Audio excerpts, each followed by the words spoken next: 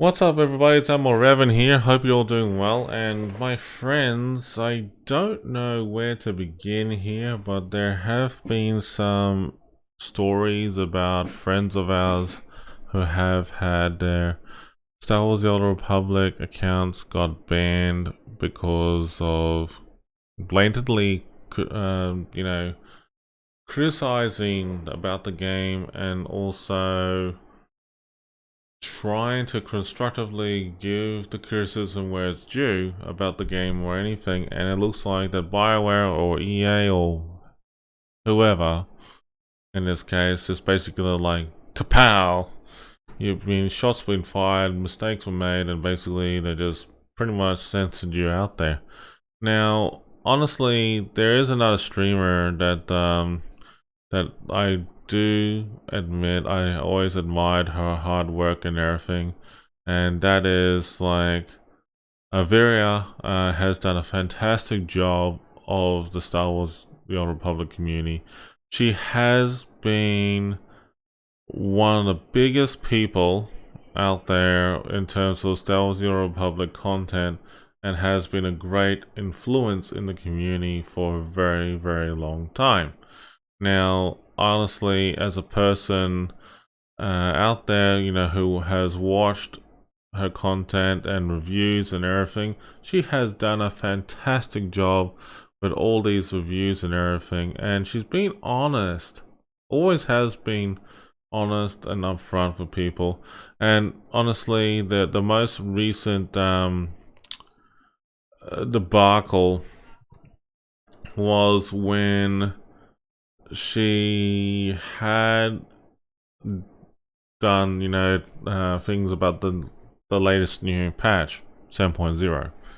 And as you know, Star Wars Republic has something in common, and that is, well, 1, bugs, 2, features, and 3, more bugs. Honestly, I'm trying to keep it a straight face here, but the most common thing is that in a gaming world, no matter where you are around the world, it's just basically if you make a game that has flawless and has no bugs whatsoever, you're doing something right and wrong. That means that you made your position more redundant. Because if you want to keep yourself in the job, you need to have some sort of bugs to fix along the way. Look, if you have 90% of the features, or at least over 95% of the features are working fine, a small percentage that need to be fixed or tweaked and anything like that needs to be done, I would have understand that. But the thing is that there are some things going on social media regarding to Star Wars Republic, that I was not very much of a fan about what was going on. So, in all retrospect, I do respect what BioWare does and everything. I don't like how things are being said or carried on too much out there. And in all honesty, I just think that, that people can get carried away at times. And don't get me wrong, we all do. We all do get carried away at times, and I think that this is a very good sign of it. But look, if a game is, critically not doing well, and honestly, I can see this, where I'm going with it, and people are going like, Revan, you don't know what you're talking about. Well, let me just start off by telling you this. When you make a game, you make the game for fun and enjoyment, right? Let's just be honest with that. But when it comes down to a game that you release it on patch day or something like that, it has so many bugs and features going on, and people get disenchanted. They will. And they won't be happy about it or anything like that. And I know for a fact that, when the legacy of the Sith storyline has been, in talks for quite a long time since last year. In fact, it was been in discussion since 2019. Now, back in 2019, we knew that Star Wars: The Republic was a bit of a shambles because of, what's happening with the Star Wars licensing back in the day of Lucas, and also Lucas Gaming has been reformed. And then basically now that you hear a lot of things going on behind the scenes where BioWare is being part of EA, will they lose their ability to maintain that storyline and everything like that, building content for Star Wars: The Old Republic? The answer is no for BioWare. BioWare, who initiated all the hard work and devotion and time in making this game franchise, I don't think BioWare will actually throw away a good game like this. I don't think they will. They have been well known for games like Knights of the Old Republic and KOTOR 2 for basically their partnership with Obsidian. Now, the thing is that Obsidian did all the hard work in KOTOR 2, as you know, the Sith Lords. But in terms of, Star Wars: The Old Republic, they brought back key characters like Revan, yay, and also Bastila Shan, yay, Mission, Zalba, Karth, Jolie, Johanny. They mentioned key people like that in different parts of the storyline for different, history and stuff like that. It may not be very well known, but very well mentioned, but it has been mentioned in some way, shape, or form. I will be honest with you that, like having, Revan and Bastila Shan and having a descendant, like Satil Shan and Farron Shan, it's been a fantastic, legacy to see how that things go. Now, honestly, Legacy of the Sith is a good storyline. It has a great, group of people out there that you can sit back, relax, and enjoy watching and playing through the content. I have to admit that some of the flashpoints that they have in there are a bit tough, and it is actually much of a challenge. What is the downside about it all was that the actual initial length of the storyline wasn't that long at all. So you had this, epic cinematic trailer, that the cinematic trailer was actually pretty badass all around.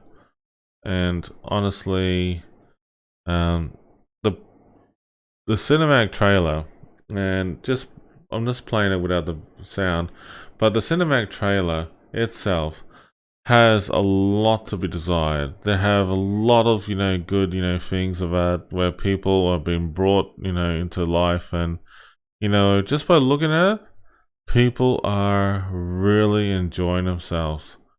And it is actually really, really cool to see, like how they actually, see younglings like this learn the ways on the Force and how to become a great Jedi someday. And unfortunately, this is something that people don't understand what it means to be a Jedi, because like you have to leave people behind and stuff like that. Look at this, just by seeing this, it is a fantastic, storyline, and seeing good cinematic videos like this, it brings back good vibes and everything. I have to admit, like seeing lightsaber combat like this, the one thing that BioWare and Lucas in general has done is that they love to keep up the hype and make it, really, really good towards it at the end. All the stuff that you see in here is damn good, like I have to admit, just like seeing the people, the characters are being really brought into life. Like every time I see good character development is through here. And BioWare knows how to tell a good story. BioWare also knows how to, create like a bit of drama in between. But it is actually very nice, like seeing this video, makes me smile and laugh at the same time. But you have that sense of adventure and passion behind it. Unfortunately, when we've seen like posts like this, and unfortunately, people who are going a bit of a rough time with as a content creator, who are unable to speak their voice publicly about about criticizing the game, I will admit, as a person who plays the game, I played for the fun of it and enjoyment. Yes, we all do. We make a good community and have fun at the same time, and that's great for for your own personal development. But the biggest problem that I have been facing is this: is that if you're signing up to a program that you can't constructively criticize or provide, decent feedback or anything like that, and they're not willing to listen, this is one of the biggest mistakes that World of Warships has done. And World of Warships, the community, the people on that have now changed. They've changed their whole perspective and everything. They have done it in a whole different 180, and to the point that they are definitely having, well, I think what this coming down to is this: they changed the whole 180, where they realize that they know they're stuffed up and they want to make it better. And that's the biggest thing. And like in terms of this game for SWTOR, and I love SWTOR. Don't get me wrong, I love the game, I love the community, love the people. But if the developers are not willing to listen to constructive criticism or any feedback we provide, even they ask for it, then that's basically telling us it's a one-sided story. Do you see what I'm saying? So basically, even though despite of we're doing the right thing, by them, by giving the constructive feedback and how we feel about it, if they not like what they see, then what's the point of feedback? Okay? So I'm asking you this big question.